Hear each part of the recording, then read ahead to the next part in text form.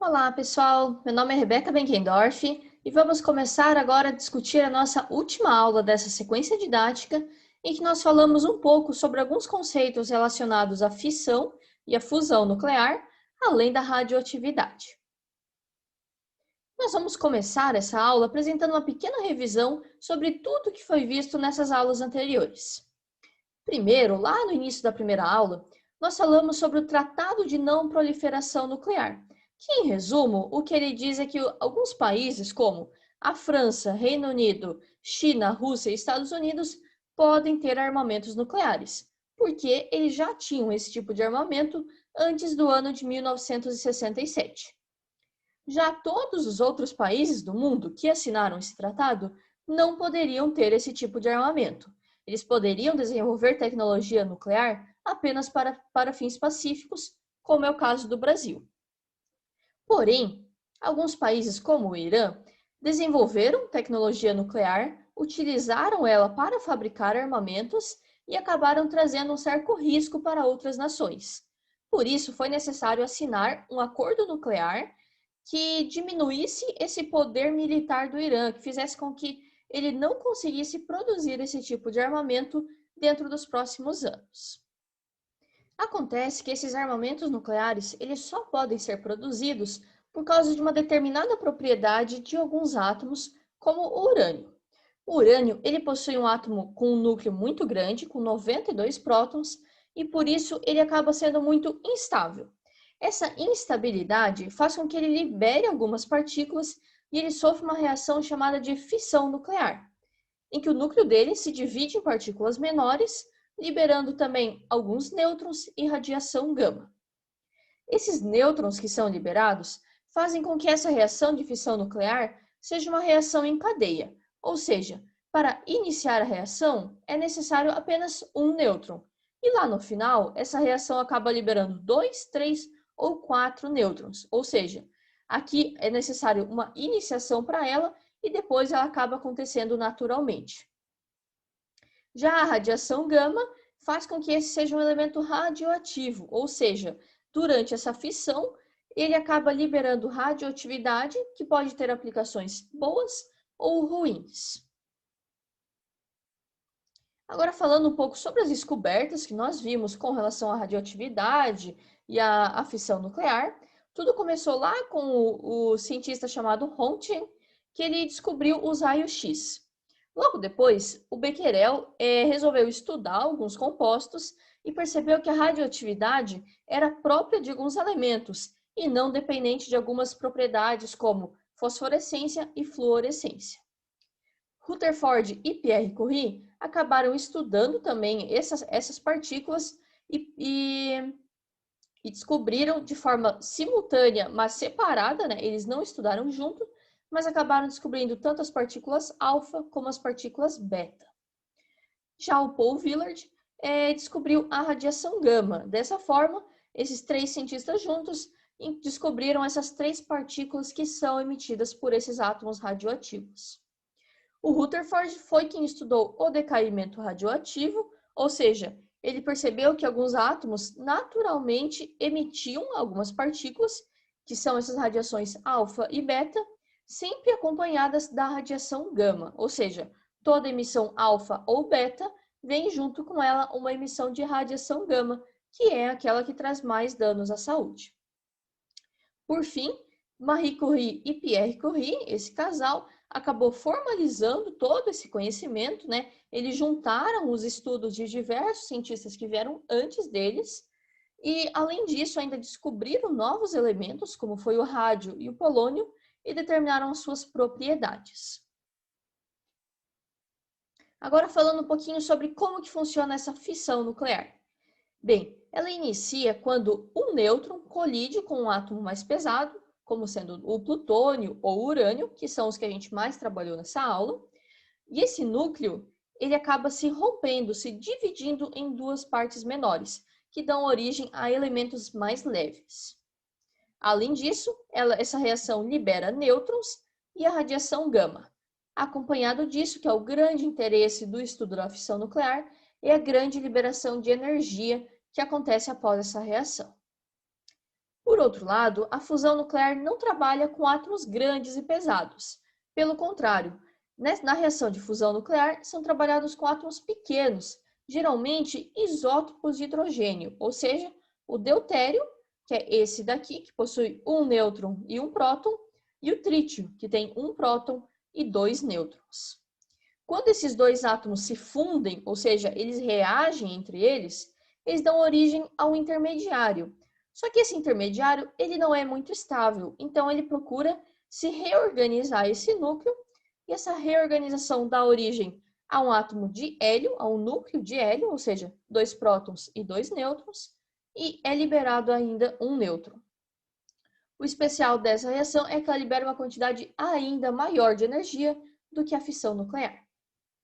Agora, fazendo um comparativo, né? A fusão, ela libera mais energia, ela não libera radiação, como a gente vê aqui na fissão nuclear, e é uma reação controlada, ou seja, teria menos riscos de acontecerem acidentes, como que a gente já viu em Chernobyl e Fukushima, em que uma reação acaba saindo do controle algumas vezes, ou acontece alguma falha que provoca um acidente radioativo, que pode inutilizar aquela área ou matar diversas pessoas e trazer consequências por anos.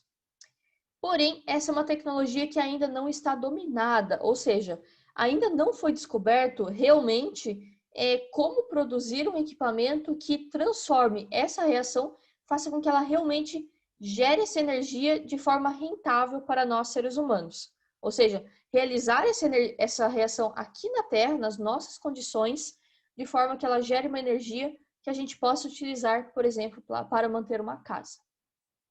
Pelo outro lado, a fissão nuclear, apesar de ter esses riscos associados à radiação e a ser uma reação descontrolada, ela é uma tecnologia mais dominada, ou seja, o ser humano já há muito tempo consegue construir usinas nucleares e gerar energia útil a partir desse tipo de reação. E agora falando um pouquinho sobre algumas aplicações da fissão e da fusão nuclear e da radioatividade. Bem, a primeira e mais conhecida delas é a geração de energia através desse tipo de reação em usinas nucleares. Tem países, como por exemplo a França, que possuem cerca de 70% a 80% da sua energia gerada a partir dessa tecnologia. Porém, alguns países já estão procurando fechar esse tipo de usinas por causa do medo de possíveis acidentes, ou seja, acidentes que liberem essa radiação para a natureza, para aquele espaço ali ao redor, e acabe trazendo muitos danos à saúde dessas pessoas. A irradiação de alimentos acaba sendo utilizada para eliminar micro-organismos e ela é feita através de inserir radiação nesses alimentos. Ela possui diversos pontos positivos, como por exemplo, essa radiação ela não fica naquele alimento, ou seja, é extremamente seguro comer esses produtos depois, até porque eles estarão livres de micro-organismos, porque a radiação é capaz de quebrar as sequências de DNA que existem nesses micro-organismos que podem estar contidos nesses alimentos. A esterilização de materiais médicos também é feita, além dos usos da radiação em procedimentos médicos, ou seja, a radioterapia é a mais conhecida, assim como o uso de radiofármacos traçadores, que são aqueles elementos radioativos que a pessoa ingere e através de um equipamento elétrico é possível verificar essas emissões de radiação dentro do corpo e assim analisar, por exemplo, se o corpo está absorvendo ou não aquele elemento em quantidades corretas. Outro uso da radiação é através da datação com carbono 14, onde é possível determinar a idade de fósseis ou de materiais muito antigos que são encontrados através do decaimento radioativo do carbono. Se sabe que esse decaimento acontece, tem uma meia-vida de 5.730 anos, então, através desse tempo, é possível determinar a quantidade de carbono que aquele animal, por exemplo, tinha quando estava vivo e quanto que ele tem hoje. E dessa forma, com essa diferença, é possível determinar uma média, uma idade aproximada daquele fóssil. Porém, nem tudo é coisa boa, né? Infelizmente, essa tecnologia acabou sendo utilizada também para o mal. Ainda que algumas pessoas defendam que tenha sido correta essa explosão da bomba atômica, essa tecnologia, por liberar uma grande quantidade de energia e também ser radioativa, acabou sendo utilizado como uma arma de guerra nos ataques em Fukushima e Nagasaki. E com essas nossas aulas, acabaram surgindo algumas perguntas que eu fiz para vocês durante essas aulas e que eu não trouxe realmente uma resposta para elas durante essa nossa sequência didática, mas são questões que eu gostaria que vocês pensassem, tivessem, né, pensado durante a nossa aula e também comentassem um pouco sobre isso na apresentação que virá agora no final dessa nossa aula. Ou seja, gostaria que vocês pensassem, né, até que ponto os avanços científicos deixam de ajudar a sociedade e passaram a prejudicá-la? Pensando na questão da radioatividade, né, ela trouxe muita coisa positiva. A gente não pode esquecer disso. Mas ela também acabou sendo negativa. Por outro lado, né, qual que é a responsabilidade de um cientista sobre a sua pesquisa? Qual que foi a responsabilidade desses cientistas que acabaram incentivando ou desenvolvendo a construção da bomba atômica? Será que eles deveriam ter avisado sobre os riscos que estavam sendo corridos? Bom, não sei, não vou dar essa resposta para vocês também, mas gostaria que vocês pensassem. Será que esses cientistas acertaram em ajudar a desenvolver essa tecnologia nuclear?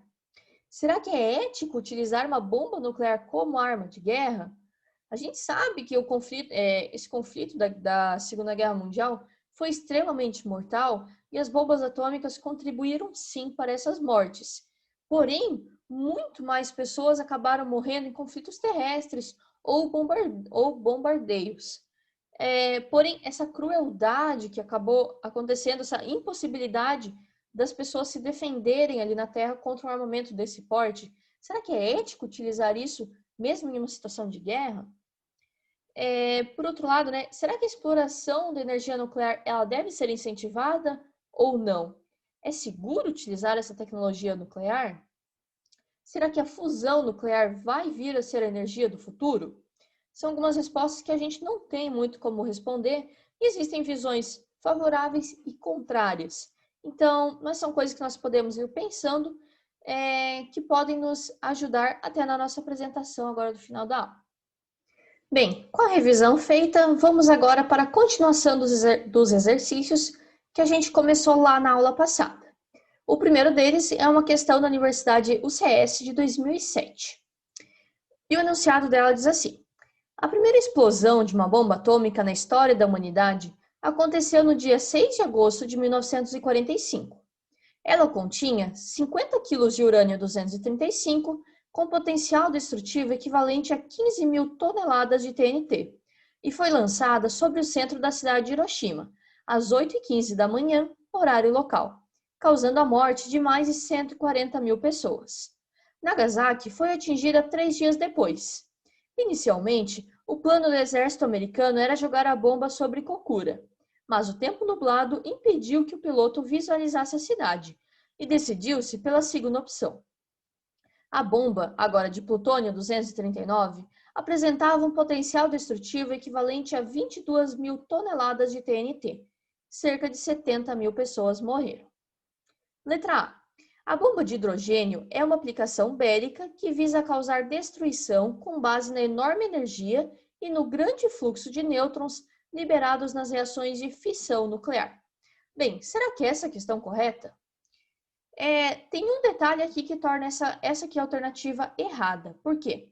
A bomba de hidrogênio é uma bomba de fusão nuclear e não de fissão nuclear, como está mostrando aqui. Então, a letra A não é a letra correta. Agora, a letra B. As partículas beta possuem maior poder de penetração em tecidos biológicos que as radiações gama. Bem, essa também não é a nossa alternativa. Por quê?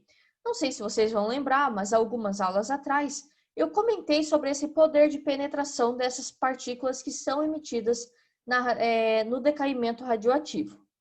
E as partículas beta, elas conseguem penetrar até 2 centímetros na pele.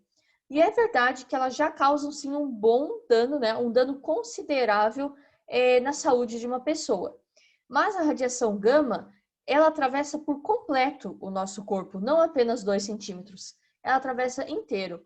Então, por isso, essa questão B aqui está errada. O poder de penetração da radiação gama é muito maior do que das partículas beta. Agora, letra C. A energia gerada na explosão de uma bomba atômica se origina a partir de um processo de fusão nuclear. Bem, uma bomba atômica, como essas que que explodiram sobre Hiroshima e Nagasaki, ela não tem essa tecnologia da fusão nuclear. A fusão nuclear, ela foi desenvolvida depois, por exemplo, naquela bomba Tsar, que eu mostrei lá, que foi desenvolvida pela Rússia. Essas bombas aqui, que foram jogadas sobre o Japão, elas têm a tecnologia da fissão nuclear. Então, agora restando apenas a letra D, que diz que a fissão nuclear do urânio-235 se dá por um processo de reação em cadeia, com a liberação de uma grande quantidade de energia. E sim, essa é a nossa alternativa correta, que todas essas informações nós vimos em aulas anteriores e até mesmo na nossa revisão. A fissão nuclear se dá, sim, em uma reação em cadeia e libera uma grande quantidade de energia. Agora, a nossa segunda questão. A radioatividade emitida por determinadas amostras de substâncias provém, letra A, da energia térmica liberada em sua combustão? Bem, em nenhum momento a gente falou de combustão, ok? Então, essa não é a nossa questão correta. A radioatividade não tem relação nenhuma com a combustão de algum elemento químico. Letra B, de alterações em núcleos de átomos que as formam? Bem, pode fazer sentido, porque realmente a radioatividade, ela vem de emissões que acontecem no núcleo de átomos. Mas vamos ver as próximas questões. Letra C, de rupturas de ligações químicas entre os átomos que as formam? Não, a radioatividade não tem nada a ver com ligações químicas. A radioatividade acontece no núcleo dos átomos. Não é relacionado a ligações químicas. Letra D. Do escape de elétrons das eletrosferas de átomos que as formam? De novo, não tem nada a ver com eletrosfera. Tem a ver apenas com o núcleo dos átomos. Então, não é a letra D. E letra E. Da reorganização de átomos que ocorre em sua decomposição. De novo, não é essa a questão. Por quê? Não acontece uma reorganização dos átomos. Acontece a gente pode dizer que é uma reorganização do núcleo dos átomos. Porque são aquelas partículas, né? São emitidas partículas com prótons ou nêutrons, e é isso ali que é relacionado à radioatividade. Então, a nossa resposta é a letra B. A radioatividade, ela provém de alterações no núcleo dos átomos que as formam. Bem, vamos para agora a próxima questão. A natureza das radiações emitidas pela desintegração espontânea do núcleo de urânio pode ser estudada através de um arranjo experimental mostrado na figura. Essa figura aqui do nosso slide. A abertura do bloco de chumbo, que é essa daqui, dirige o feixe de radiação para passar entre duas placas eletricamente carregadas, verificando-se a separação em 3 novos feixes, que atingem o detector nos pontos 1, 2 e 3. Letra A. Qual é o tipo de radiação que atinge o detector no ponto 3? Justifique. Bem, nas nossas aulas, nós vimos que existem 3 tipos de radiação que são emitidas pelos núcleos.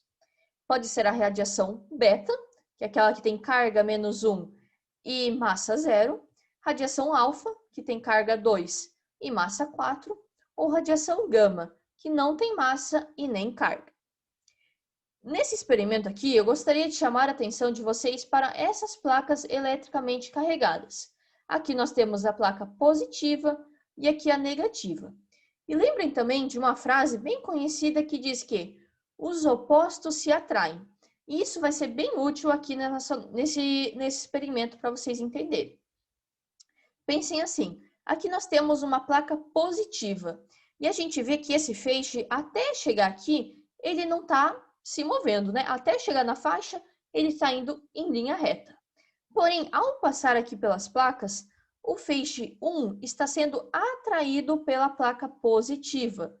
E como a gente sabe que os opostos se atraem, Aqui nós temos uma carga positiva, então essa partícula que está sendo atraída, ela tem que ter uma carga oposta, ou seja, uma carga negativa. Dessa forma, aqui no ponto 1, eu posso dizer para vocês que quem está sendo atraído, quem é essa partícula 1, é a radiação beta. Por quê? Ela tem uma carga negativa e aqui nós temos uma carga positiva. Já aqui no meio, nós temos uma radiação, um feixe que ele não se moveu. Independente da carga dessas duas placas, essa radiação passou reto, ou seja, ela não sofreu interferência nem de carga positiva nem de negativa. Dessa forma, o ponto 2 é o que tem a radiação gama, aquela que não tem nenhuma carga. E já no ponto 3, que é o que a nossa questão está perguntando, quem é atraído pela placa negativa tem que ter uma carga positiva. E quem tem isso é a radiação alfa, certo? Que tem uma carga aqui embaixo de mais 2. Agora a letra B.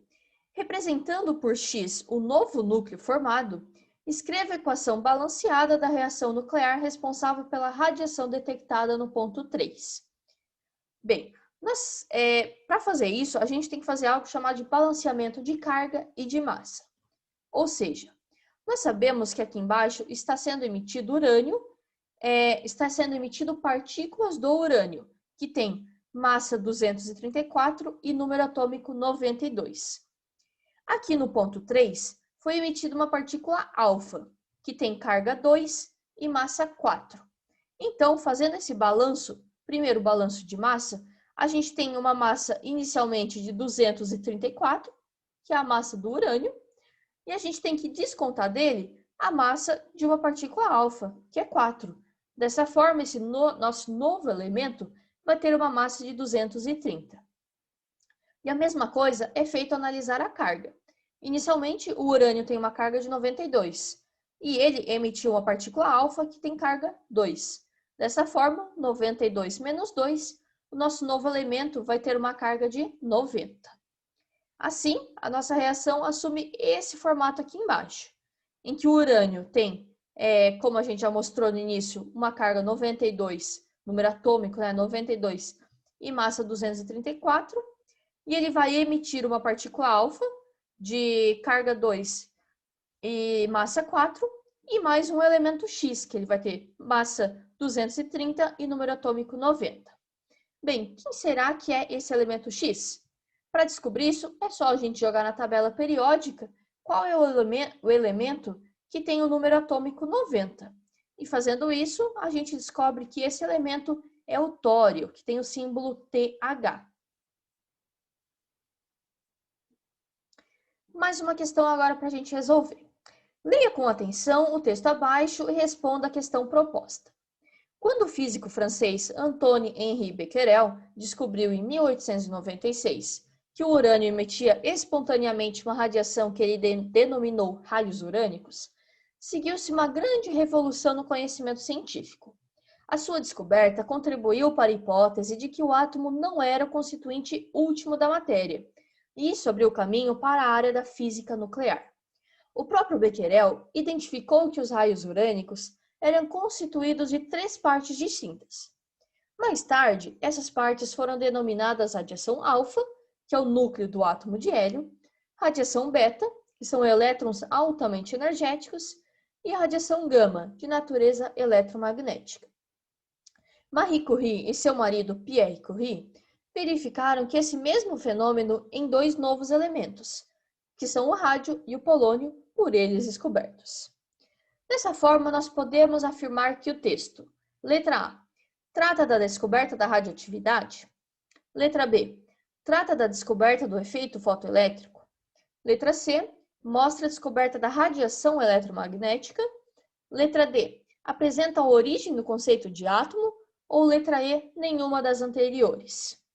Bem, a resposta dessa questão é letra A. Ela trata da descoberta da radioatividade. Como a gente viu na nossa segunda aula, aconteceu desde os estudos do Röntgen, da análise dos raios-x, daquela descoberta que ele fez, quando Becquerel estudou então o urânio, até a formalização desse conhecimento por Marie Curie e Pierre Curie.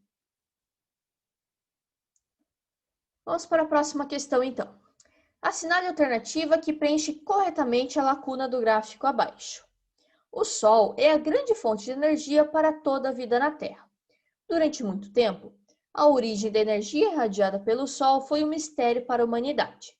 Hoje, as modernas teorias de evolução das estrelas nos dizem que a energia irradiada pelo Sol provém de processos de alguma coisa que ocorre no seu interior, envolvendo núcleos de elementos leves. Agora eu pergunto para vocês, qual é o nome desse processo que acontece no Sol? Ele é, letra A, espalhamento, letra B, fusão nuclear, letra C, fissão nuclear, letra D, fotossíntese ou letra E, combustão? Bem, a gente já falou sobre isso. O processo que acontece no Sol é aquele em que partículas menores, isótopos, né, do hidrogênio, se fundem através de uma reação chamada de fusão nuclear. Então, a resposta certa é a letra B, fusão nuclear. Agora, indo para a nossa última questão. Para ser utilizado em reatores nucleares de fusão, o trítio pode ser produzido em escala industrial por meio do seguinte processo. Um átomo de lítio somado a um nêutron forma um trítio, que é o hidrogênio, né, que tem número atômico 1, só que massa 3, ou seja, um isótopo do hidrogênio, mais algum elemento X. Uma possível reação nuclear de fusão pode ser dada pela seguinte equação. Deutério mais trítio, formando um nêutron mais algum outro elemento. X e Y nas equações nucleares acima são. E aqui nós temos algumas alternativas.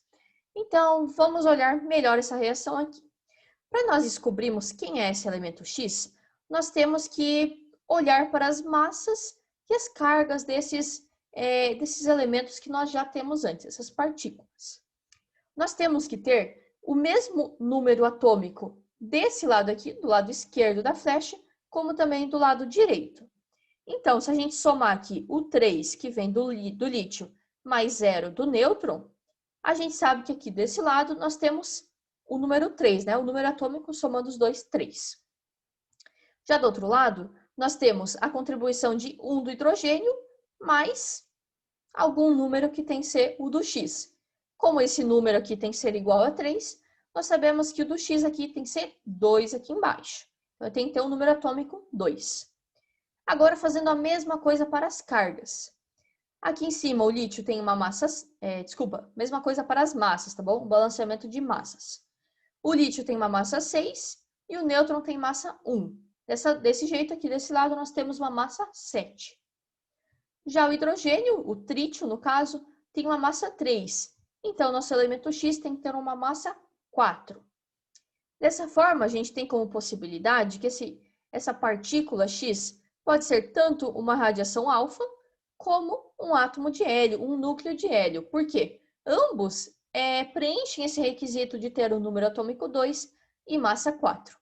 Dessa forma, a gente já consegue eliminar aqui a alternativa B, C e E. Apenas ficamos com alternativas A e D. Vamos analisar, então, quem é essa letra Y. Bem, não sei se vocês perceberam, mas essa reação nuclear aqui de fusão é a mesma que eu já estou apresentando para vocês durante todas essas aulas. Esse deutério que está falando aqui é esse núcleo aqui embaixo. Já o trítio é esse aqui em cima.